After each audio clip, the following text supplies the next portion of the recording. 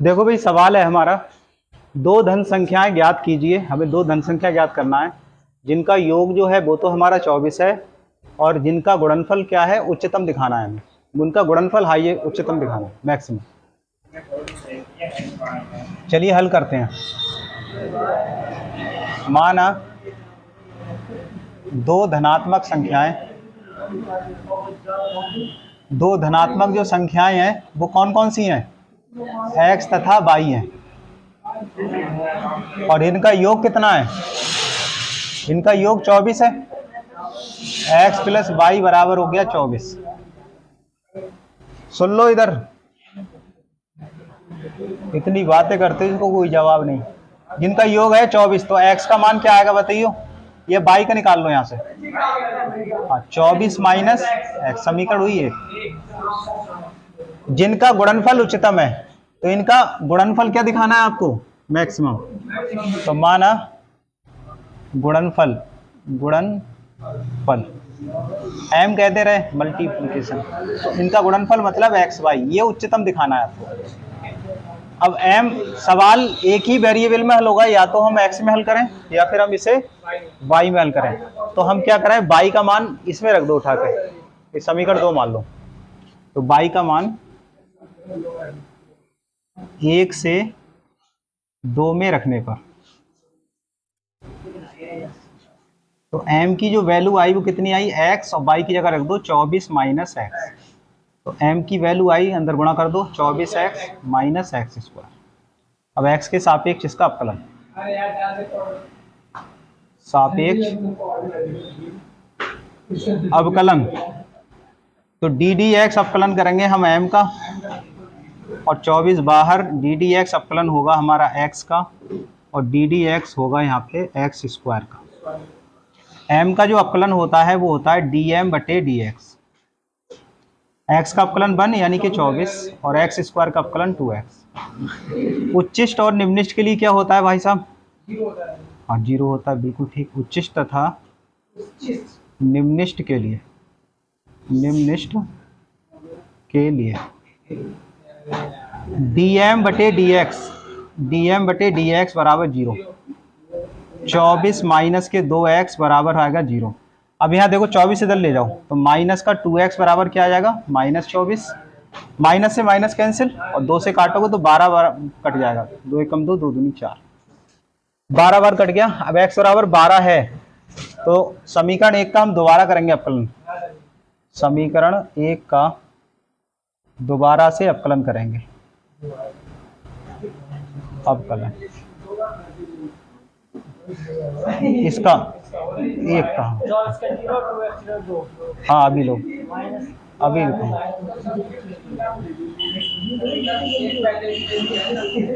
तो बाहर, और डी डी एक्स करेंगे हम अवकलन x का। देखो इसका अवकलन क्या होगा, d2m बटे dx स्क्वायर।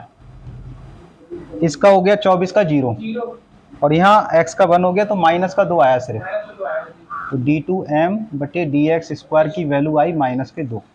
अब हमें चेक करना है 12 पे, x बराबर 12 पर ये चीज चेक करो, d2m बटे dx स्क्वायर माइनस की रहेगी, ऋणात्मक रहेगी, और ऋणात्मक पर क्या होता है, उच्चिष्ट।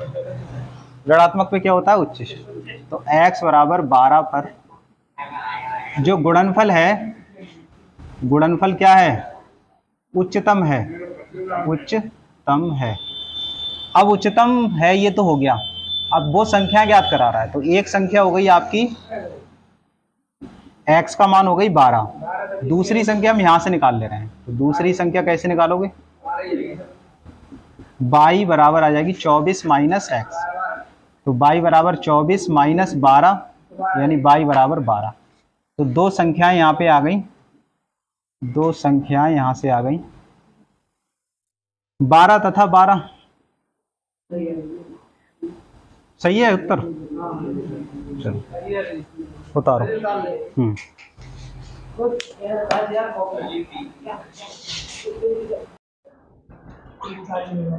देखिए सवाल है, ऐसी दो धन संख्याएं x और y ज्ञात कीजिए ताकि x प्लस y जो है वो 60 है और x बाई क्यू उच्चतम हो। x बाई का मान उच्चतम दिखाना है, इसका कर रहे हैं, इस हल कर रहे हैं।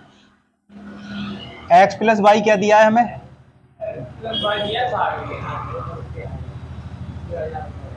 और उच्चतम दिखाना है हमें x बाई क्यू। तथा करके लिख लो, तथा इसे s बराबर मान लो x बाई क्यू, ये x बाई क्यू। अब यहां ध्यान से देखो सवाल के अंदर, सुनो सवाल के अंदर ध्यान से देखो, किसे आसान करना है, मतलब जो है आसान हमें बनाना है सवाल के लिए। तो यहाँ y का मान निकाल लो और x में रख दो, तो फिर बाई क्यू से गुणा आसान पड़ जाएगी, थोड़ी सी आसान पड़ जाएगी, ठीक है। वैसे निकाल तुम दोनों से भी सकते हो। तो यहाँ पे अपने क्या करें, x का मान निकाल लो। x का मान क्या आएगा बताइए, 60 माइनस वाई। इस समीकरण से 60 माइनस वाई आ जाएगा। हाँ हाँ, 60 माइनस वाई, ये समीकरण 1 हुई। और समीकरण 2 दे रखी तुम्हें s बराबर x बाई क्यू, ये समीकरण दे रखी 2। अब x का मान समीकरण 2 में रखने पर आप रखो इसका x का मान यहाँ, तो s कितना आ जाएगा, तो ये आ जाएगा 60 माइनस वाई और यहाँ आ जाएगा वाई क्यू। अब 60 बाई क्यू से अंदर गुणा करो, वाई क्यू बाई 4, कहाँ पे सही करा है, 60 बाई क्यू और माइनस बाई की पावर 4। अब यहाँ बाई के सापेक्ष अपकलन कर दो, बाई के सापेक्ष अपकलन।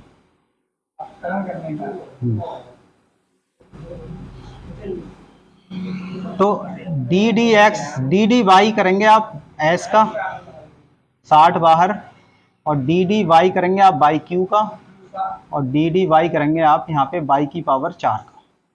एस का कितना होएगा, डी एस बटे डी वाई, और 3 छक 18 180 बाई स्क्वायर हो जाएगा, और ये 4 वाई क्यू आ जाएगा।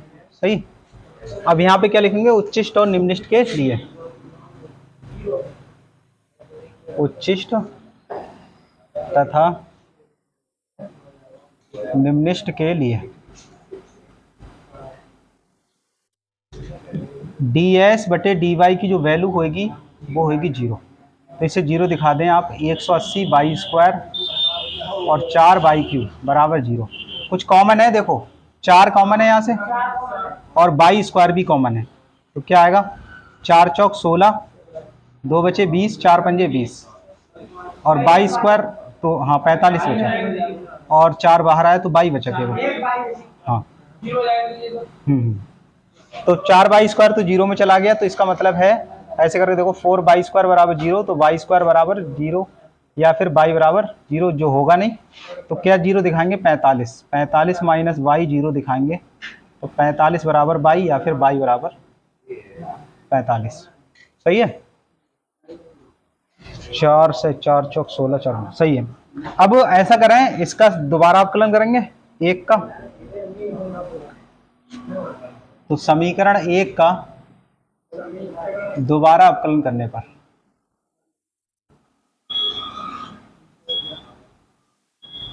इसका दोबारा कर लें आप, डी डी एक्स बाई करेंगे आप डी एस बटे डी वाई का 180, डी डी वाई करेंगे आप वाई स्क्वायर का माइनस के 4 बाहर, और डी डी वाई करेंगे आप बाई की पावर 3 का। इसका जो अपकलन आएगा वो आएगा कुछ इस तरह, डी टू एस बटे डी वाई स्क्वायर, और 18 दूनी 36, 360 वाई, और 4 तियाँ 12 वाई स्क्वायर। अब 45 पे चेक कर लो, तो बाई बराबर 45 पर ये मान निकालो, डी टू एस बटे डी वाई स्क्वायर, 360 की 45 से गुणा करेंगे, माइनस 12 इंटू 45 का वर्ग करना भाई। ऐसा करो, 45 कॉमन ले लो, 45 कॉमन है और 12 से ये कट रहा है, बिल्कुल कट रहा है। देख तो एक तो 45 कॉमन है दोनों में है, और एक 12, 45 और 12 यहाँ से कॉमन ले लो, तो कितना आएगा, 12 से काटो, 12 24, 12 3 36, 30 आएगा यहाँ पे, ध्यान से देखो, यहाँ 30 आएगा, यहाँ 12 बाहर आएगा, और यहाँ क्या बचा, -45 ही तो बचा। तो कितना है देखो, 45 गुणा 12, और 45 में से 30 और घटा दो, -15। तो इसका मतलब माइनस बिल्कुल आगे, 45 गुणा 12 गुणा 15। हमें देखना है बस माइनस या प्लस, तो गुणा करने से कोई फायदा नहीं है, आपको माइनस पता लग गया। कैसा है ये, ऋणात्मक है, गुणा नहीं करनी है, ऋणात्मक है। तो x बराबर, इधर सुनो इधर सुनो, y बराबर 45 पर कैसा है, उच्चतम होगा, उच्चतम है। क्या उच्चतम है, इसका मान उच्चतम है, फलन उच्चतम है, ऐसे लिख लो चलो, फलन उच्चतम है। अब ये कह रहा है x y का मान निकालो, तो y आ गया 45, x का मान कहां से निकालोगे अब आप, यहां लगा दो, तो समीकरण 1 से x बराबर है 60 - 45 y, तो x बराबर 60 - 45, 15 ही बचा मेरे ख्याल से। आंसर देखना, सही है, सही है। तो संख्याएं आई आपकी 15 तथा 45। उतारो।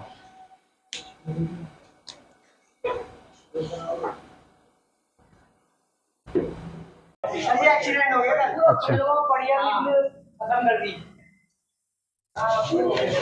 हेलो दोस्तों, मैथ विद सलीम चैनल पर आपका स्वागत है। हम क्लास 12 का चैप्टर पढ़ रहे हैं, मैक्सिमा एंड मिनिमा, और इसमें काफ़ी सवाल करा चुके थे हम। आज का सवाल है कुछ इस तरह, चलो अल्हम्दुलिल्लाह 100 रह गए अभी, चलो अभी आज पेमेंट मिली कुछ, हाँ भाई। तो x बराबर, हमें कह रहा है x बराबर 1 पर फलन x³ + ax² + bx + c का मान उच्चिष्ट है, तथा x बराबर 3 पर निम्नलिखित है। अचर a, b तथा c का मान हमें ज्ञात करना है। सही है, तो इसे हल करते हैं।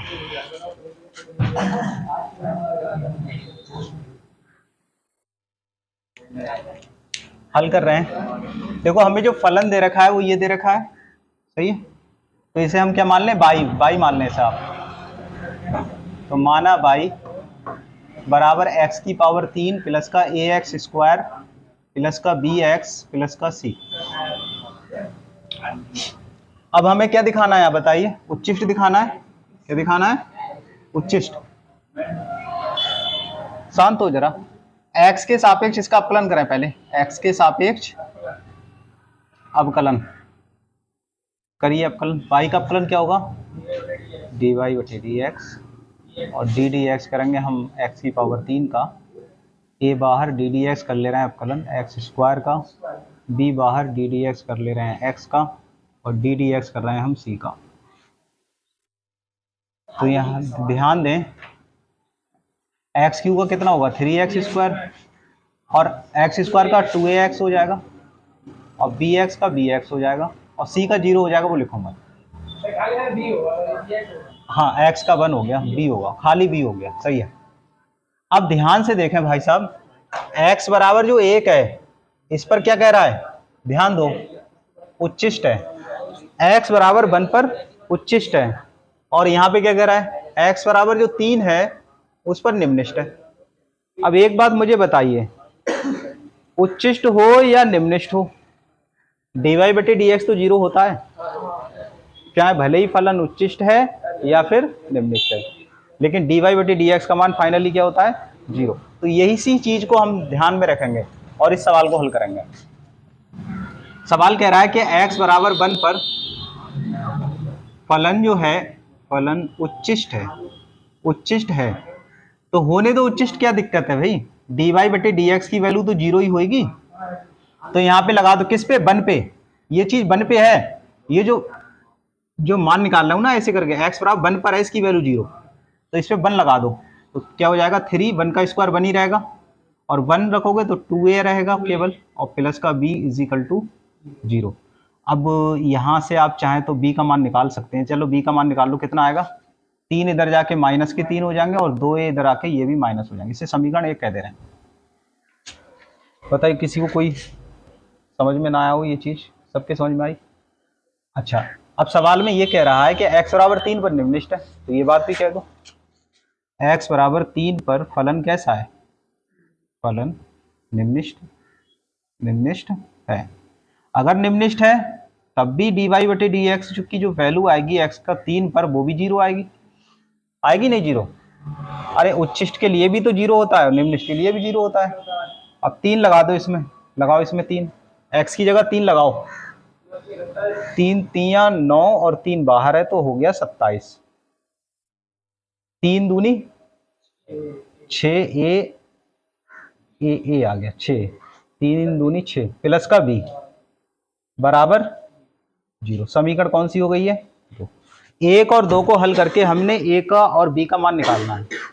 1 और 2 को हल करके a और b का मान हम ज्ञात करेंगे। कैसे ज्ञात करेंगे, समीकरण 1 से b का मान 1 में रखने पर जाकिर नायक या हुसैन या खान हो,